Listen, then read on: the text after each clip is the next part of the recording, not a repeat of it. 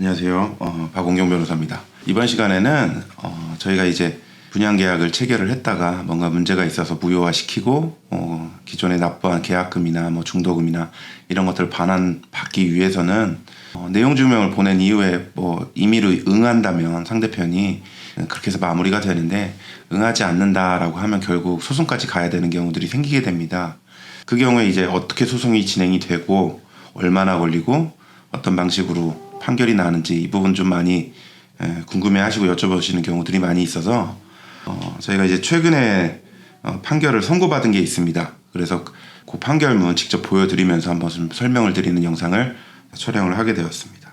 먼저 판결문을 좀 보면서 일일이 좀 설명을 드릴게요. 저희가 서울에 있는 법원입니다. 그리고 사건 번호를 보시면 아시겠다시피 2022년도에 이게 소재기를 했고, 판결은 2023년 10월.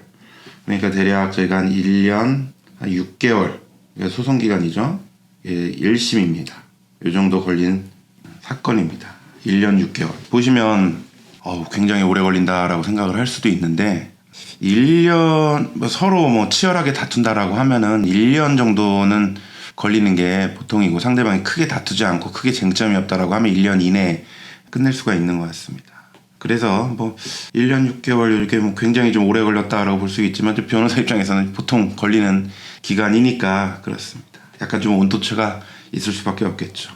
그래서 저희가 이제 원고, 인적 사항들은 저희가 다 가렸습니다. 개인정보 부분이 있어가지고 저희 원고가 있고, 제가 이제 변호사로서 대리를 했습니다. 그리고 피고는 한쪽은 이제 소위 말해서 이제 신탁사, 또 한쪽은 이제 시행사, 이 두 명을 저희가 이제 피고로 해가지고 계약금을 반환해라라는 식으로 소송을 하게 되었던 것입니다. 보통 시행사만 피고로 잡아서 이제 진행하는 경우들이 대부분인데, 경우에 따라서는 신탁사도 함께 피고로 잡아서, 공동 피고로 잡아서 소송을 하는 경우들도 많이 있습니다. 보통 이제 신탁사 같은 경우는 이제 계약 주체냐 약간 좀 논란의 여지가 있는데, 보통 이제 분양을 하게 되는 게 돈을 미리 받아서 뭔가를 지어서 나중에 물건을 받는 것이기 때문에 또 어떤 사고가 발생하기 때문에 필수적으로 분양사업에서는 신탁사가 개입되는 경우들이 많이 있습니다. 그렇다 보니까 신탁사도 이제 피고로 삼아서 소송을 해야 되는 경우들도 생기게 되는 것이겠죠.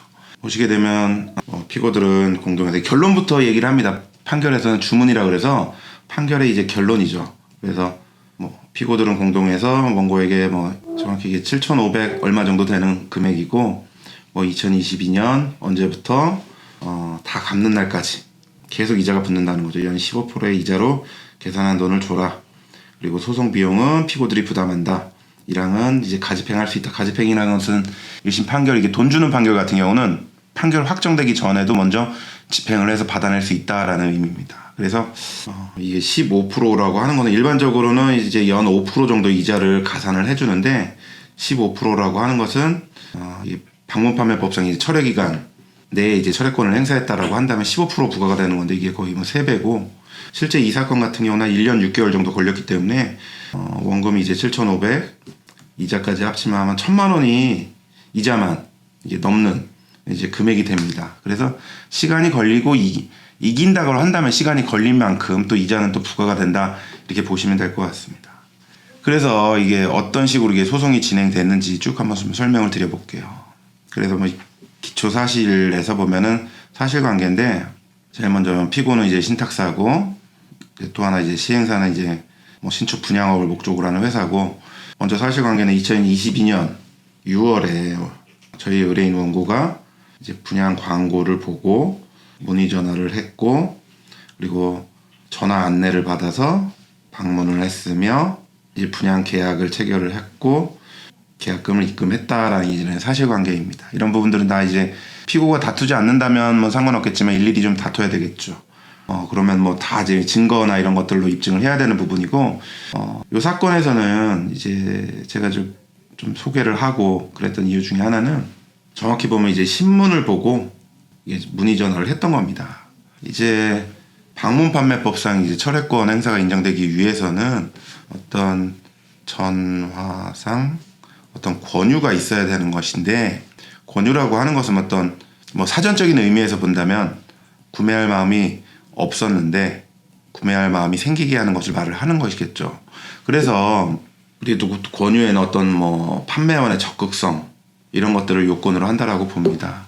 근데 이 사건 같은 경우는 원고 스스로 분양 광고 신문을 보고 문의 전화를 했다라는 점에서 먼저 어떤 판매원 측에서 적극적으로 권유를 했다라고 볼 수 있겠느냐. 우리가 먼저 이제 광고 보고 관심 있어서 전화를 한 것이고 그래서 방문한 자리에서 계약을 한 것이기 때문에 이 부분이 좀 논란이 되었지만 전체적으로 봐서 피고 측의 적극적인 권유성이 인정이 돼서 철회가 인정된 사안입니다.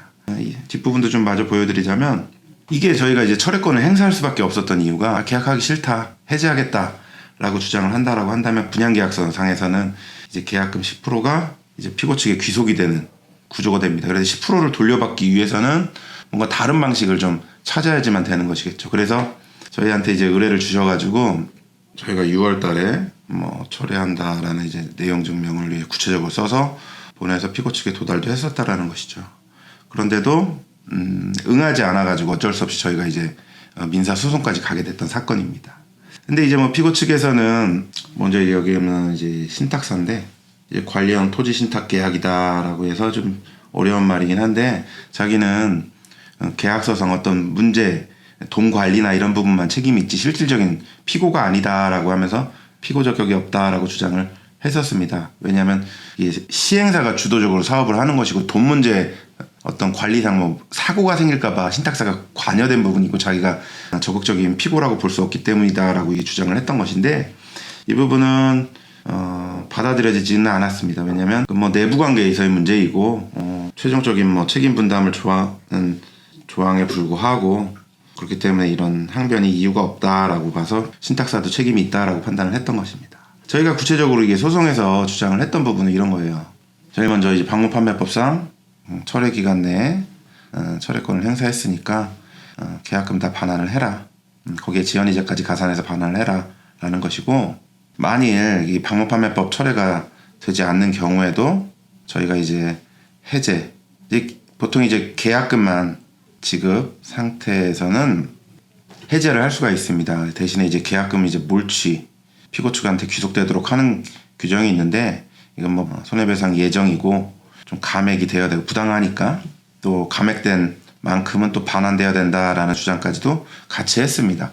왜 그러냐면 철회만 주장을 했다라고 했을 때 법원에서 받아들여지지 않으면 계약은 여전히 유효한 상태가 돼버리니까 확실히 무효는 만들어 놓고 돈을 전액 반환하거나 혹은 일부라도 반환해라 이런 식으로 소송을 해야지 소송에서 모두 판단을 해주면서 최종적으로 무효가 되고 문제를 가지 종국적으로 이제 완결되게 해결을 할 수 있기 때문이겠죠.